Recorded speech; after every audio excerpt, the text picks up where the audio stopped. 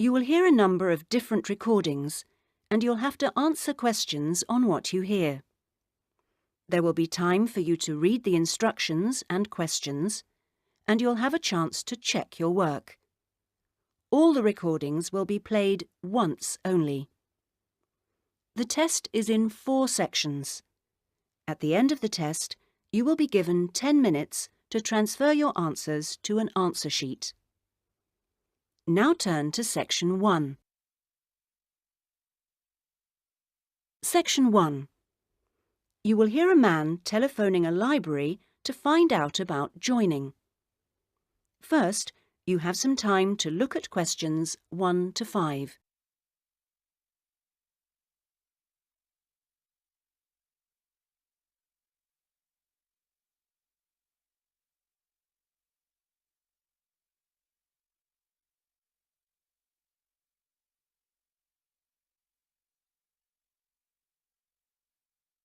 You will see that there is an example which has been done for you. On this occasion only, the conversation relating to this will be played first. Good morning, North College Library. How can I help you? I was wondering if it was possible to join the library. Are you a student at North College? No, I'm not, but someone told me it was possible to join even if I wasn't. That's right, it is. Are you over 18? That's our minimum joining age. Yes, I am. The minimum joining age is 18, so 18 years has been written in the space. Now we shall begin. You should answer the questions as you listen, because you will not hear the recording a second time. Listen carefully and answer questions 1 to 5. Good morning, North College Library. How can I help you? I was wondering if it was possible to join the library.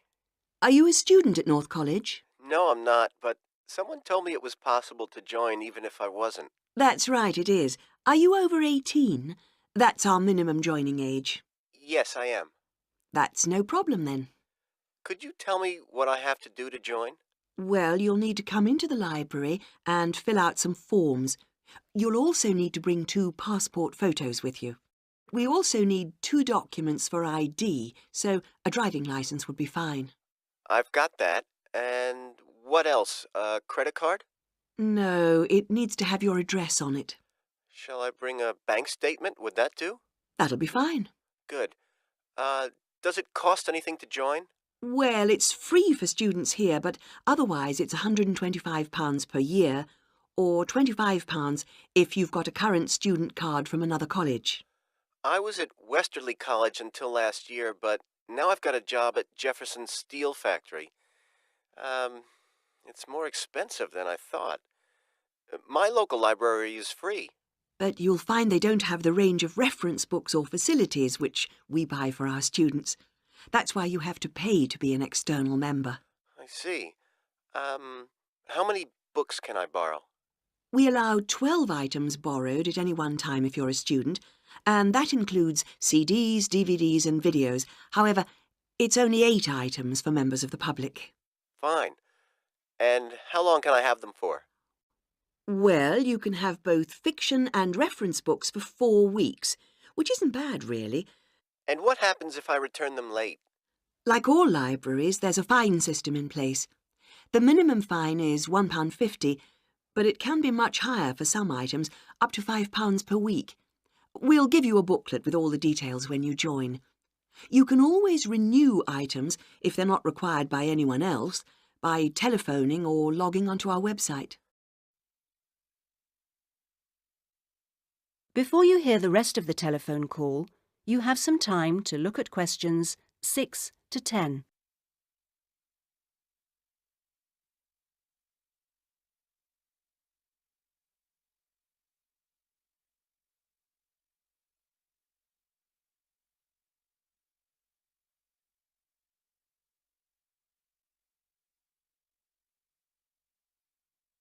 Now listen and answer questions 6 to 10.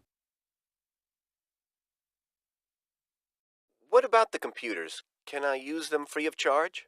For college students it's free, but for external members like yourself, the first hour is free, and then we make a nominal charge of £1 per hour thereafter. Do I have to book in advance for them? Oh, yes, it's advisable. Most people tend to book 24 hours in advance, although sometimes you can get one with only 6 hours' notice.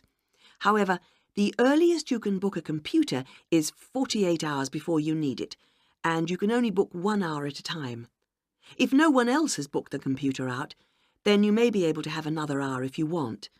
We have a wide range of databases, so the computers are in great demand. I'm thinking of doing some writing, and I might need to access national newspapers. Do you have them on these databases? We do indeed. We've got all the big nationals, The Guardian and The Observer, The Independent, and The Times and Sunday Times. We've also got all the local papers and a wide selection of magazines. Excellent. I assume you have photocopying facilities? Of course. 5p a sheet for both A4 and A3 black and white copies, and 40p a sheet for colour. You can get a card from the counter here. It doesn't take coins. Okay. Oh, by the way, another thing I was wondering about was if you ran any writing classes through the library. We do, but you'll have to speak to John Grantingham about that. He's our resident author. He runs the creative writing classes. John Grant... could you spell that for me, please? Certainly. Grantingham.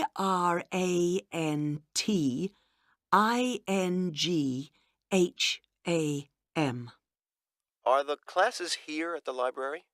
Yes, he's here on Thursday evenings. Oh, no, sorry, Friday. He's just changed it. You can contact him by emailing the library. Okay. Right. Well, that's about all I need to know. Thank you. I'll be along later this week to join. Thanks. Bye. That is the end of section 1. You now have half a minute to check your answers.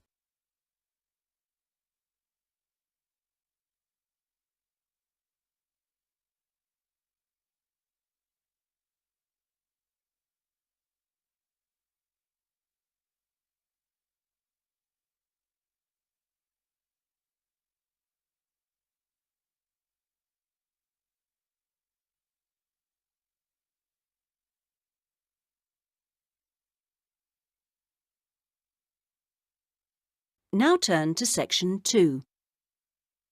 Section 2. You will hear a man called Dan Pearman talking on the radio about Pedal Power, a UK charity which sends bicycles to people in developing countries.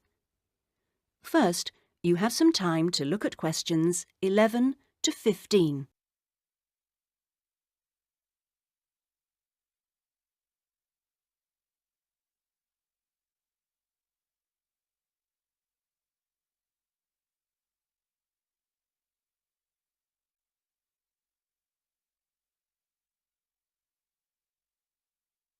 Now listen carefully and answer questions 11 to 15. My name's Dan Pearman, and I'd like to talk about the work of Pedal Power, a small charity based mainly in the UK. I'll be giving our contact details at the end, if anyone would like to find out more about how to support us. But first, how the charity began. I got the idea of exporting bicycles to developing countries while I was in Ecuador. I went there in 1993, just after graduating from university. After 3 years of studying, I wanted adventure. I loved travelling, so I decided to join a voluntary organisation and was sent to Ecuador to carry out land surveys. The project came to an end after 5 years, and when I returned to the UK in 1998, I started planning Pedal Power. Where I lived in Ecuador was a very rural area. My neighbour had the only bicycle in the village, whereas everyone else walked everywhere. My neighbour's business was unusually successful, and for years I couldn't understand why. Then I realised having a bike meant he could get where he wanted to go without much trouble. Other local carpenters could only accept jobs in a 3-kilometre radius, so no matter how skilled they were, they could never do as many jobs as my neighbour. At Pedal Power, we collect second-hand bikes in the UK and send them to some of the poorest regions in the world. When we distribute bikes overseas, we don't give them away for free. We'd like to, but long-term that doesn't really help the local economy. The demand for bikes is enormous, which makes them very expensive locally. So we sell them for 5% of the normal price. But in order to continue operating, we need to have a constant supply of bikes which we send out every 6 months. One example of a town that's received bicycles from Pedal Power is Rivas. It was the first place I sent a full container of bicycles to. Most people there now own a bicycle. The local economy has developed so much you wouldn't recognise it as the same place. In fact, there are more bikes than on the streets of Amsterdam, if you've ever been there. But Pedal Power still needs your help. You may have read about some of our recent problems in the British media. In August 2000, we simply ran out of money. We had containers of bikes ready to send, but no money to pay the bills.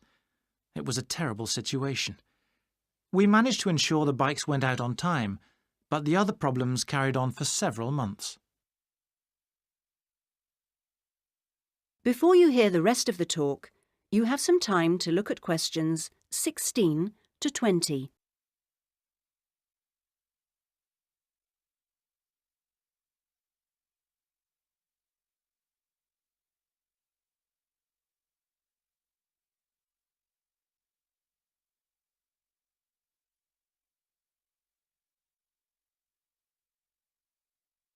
Now listen and answer questions 16 to 20. Fortunately, in October 2001, we won an Enterprise Award, which helped us enormously. We invested 15 of the £75,000 prize money to help secure our future. Winning the award helped raise our profile, and the money enabled us to pay all our shipping costs, which represent our greatest expense. Pedal Power changes lives. When someone gets a bicycle from us, they see a 14% increase in their income. We're currently looking to invest in computers so that our office staff can do an even better job. Because of our work, people in a number of countries now have a better standard of living. So far, we've provided 46,000 people with bikes. But we'd like to send more, at least 50,000 by the end of the year. Now, there are many ways in which you can support the work of Pedal Power, not just by taking a bike to a collection in your area. I should also like to say, if you do have a bike to donate, it doesn't matter what condition it's in. If we can't repair it, we'll strip it down for spare parts. Of course, to do that we always need tools, which are expensive to buy, so we welcome any that you can give. Also, you could help by contacting the voluntary staff at our offices. They'll be able to suggest activities you could organise to bring in funds for us. People do all kinds of things, including, of course, sponsored bike rides. Also, we're always interested to hear of other places that would benefit from receiving a consignment of bikes, and welcome suggestions from people who've been to developing regions on their travels. We hope that by talking on radio programmes like this, we will be able to raise public awareness, which will lead to government organisations also giving us regular financial support, something that we really need. If you'd like some more information about where to donate an old bicycle or offer help in other ways, please contact us on 019. That is the end of section 2. You now have half a minute to check your answers.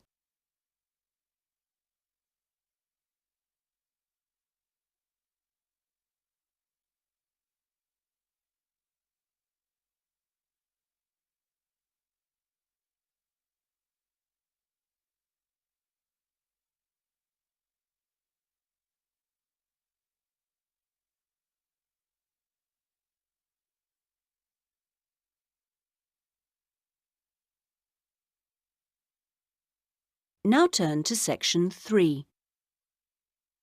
Section 3. You will hear a discussion between a college tutor and 2 students, Christina and Ibrahim. First, you have some time to look at questions 21 to 26.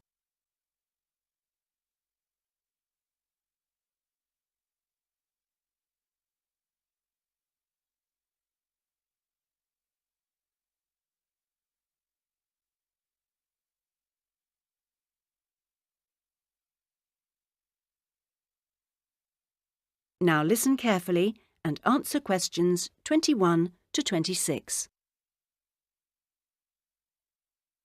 First of all, I'd just like to say, Christina and Ibrahim, that I really enjoyed watching your video about student life last week.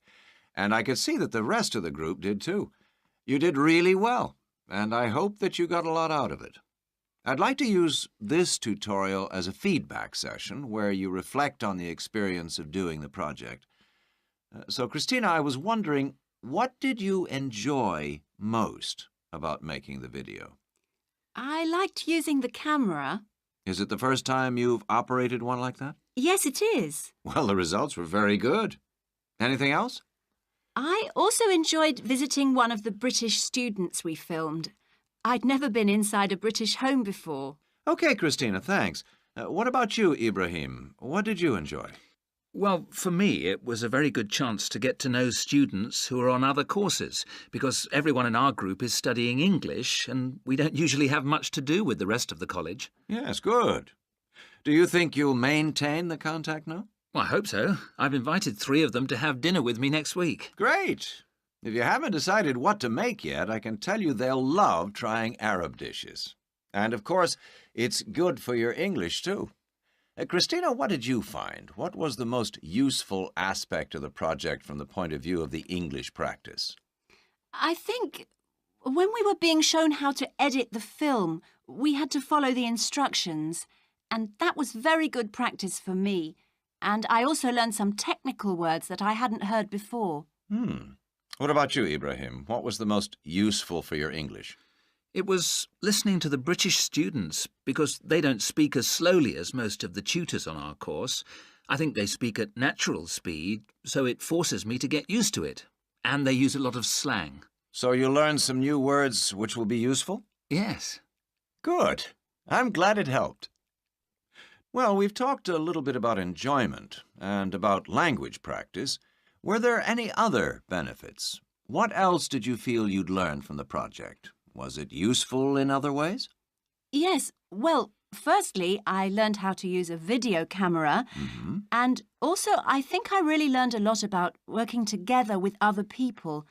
I've never done anything with a group before, and we had to find ways of cooperating and compromising, and sometimes persuading people when they don't agree with you. Yes, that is a very useful experience, I know. Before you hear the rest of the discussion, you have some time to look at questions 27 to 30.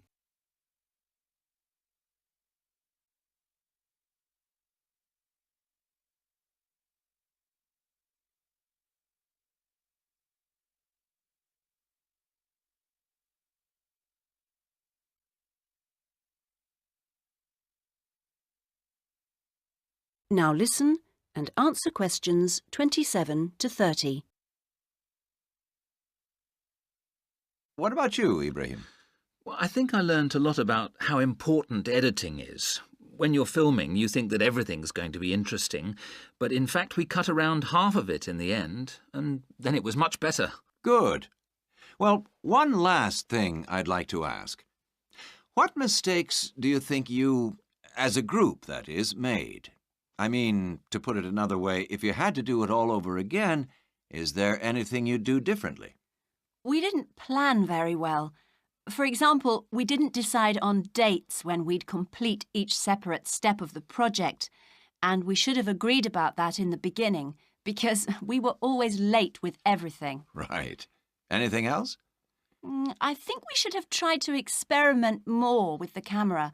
I mean, with angles and the focus and that kind of thing. So you should have been more ambitious. Do you agree, Ibrahim? Not really. In fact, I think we were too ambitious. We were inexperienced, and we didn't have a lot of time, and we tried to do too much, to make a long film. Next time I would make a shorter one and try to get the quality better. Well, that's very interesting. Next semester, we will be doing another video project with a different content, of course, but you'll have an opportunity to put into practice what you've learned this time. Do you have any ideas about a different... That is the end of section 3. You now have half a minute to check your answers.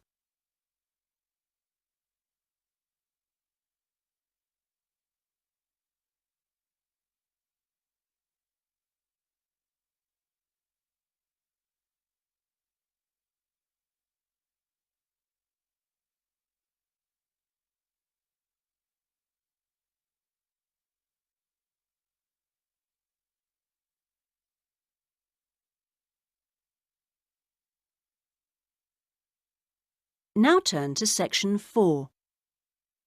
Section 4. You will hear a talk about scientific research in the continent of Antarctica. First, you have some time to look at questions 31 to 40.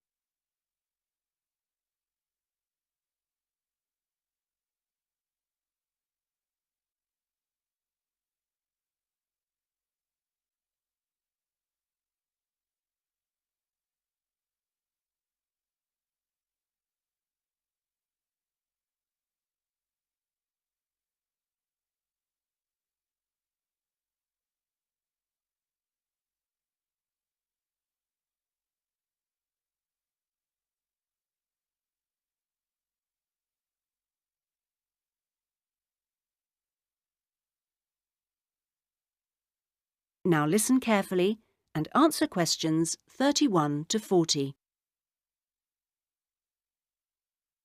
Tonight I'm going to talk to you about that remarkable continent, Antarctica.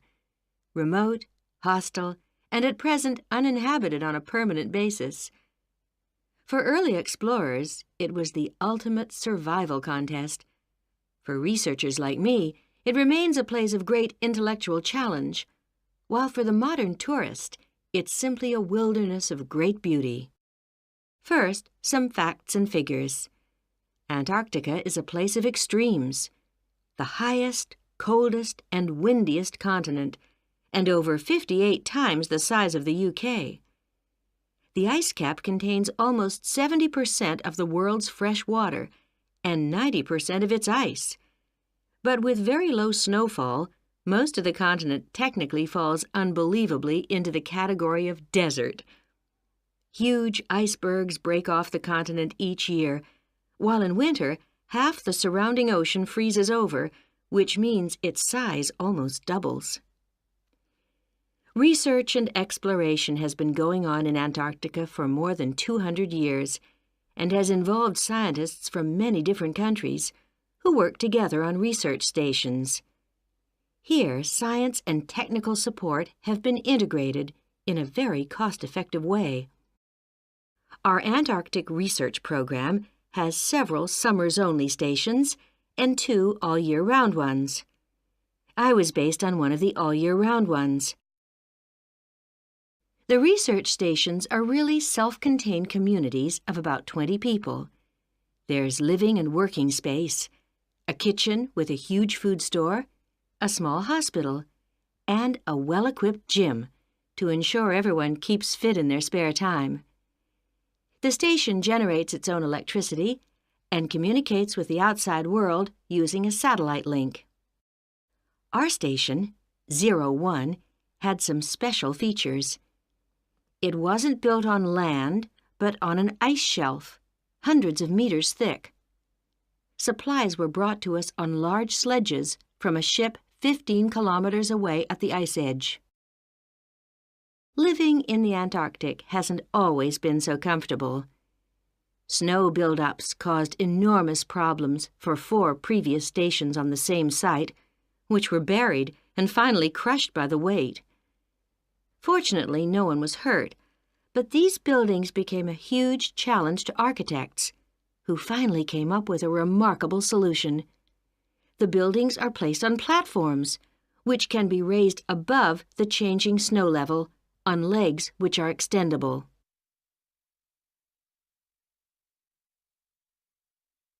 Food is one of the most important aspects of survival in a polar climate. People living there need to obtain a lot more energy from their food, both to keep warm and to undertake heavy physical work. Maybe you know that an adult in the UK will probably need about 1,700 kilocalories a day on average. Someone in Antarctica will need about 3,500, just over double. This energy is provided by foods which are high in carbohydrate and fat. Rations for fieldwork present an additional problem. They need to provide maximum energy, but they must also be compact and light for easy transport. Special boxes are prepared, each containing enough food for one person for 20 days. You may be familiar with coffee processed by freeze-drying, which preserves the quality of the food product while making a large saving in weight. Well, this type of presentation is ideal in our situation. It wasn't available to earlier polar explorers whose diet was commonly insufficient for their health. I think that being at the cutting edge of science has a special appeal for everyone working in Antarctica, in whatever capacity. As a marine biologist, my own research was fascinating, but it's perhaps climate change research that is the most crucial field of study. Within this general field, surveying changes in the volume and stability of the ice cap is vital, since these may have profound effects on world sea levels and on ocean currents. A second important area is monitoring the size of the hole in the ozone layer above Antarctica, since this is an indicator of global ultraviolet radiation levels. Thirdly, bubbles in the ice sheet itself provide an index of pollution because frozen inside them are samples of previous atmospheres over the past 500,000 years, and these provide us with evidence for the effects of such human activities as agriculture and industry. There are an increasing number of opportunities for young people to work for a period in Antarctica, not only as research assistants in projects like mine, but also in a wide range of junior administrative and technical positions, including vacancies for map makers. I hope that the insights I've provided will encourage you to take up these opportunities in this fascinating continent. That is the end of section 4. You now have half a minute to check your answers.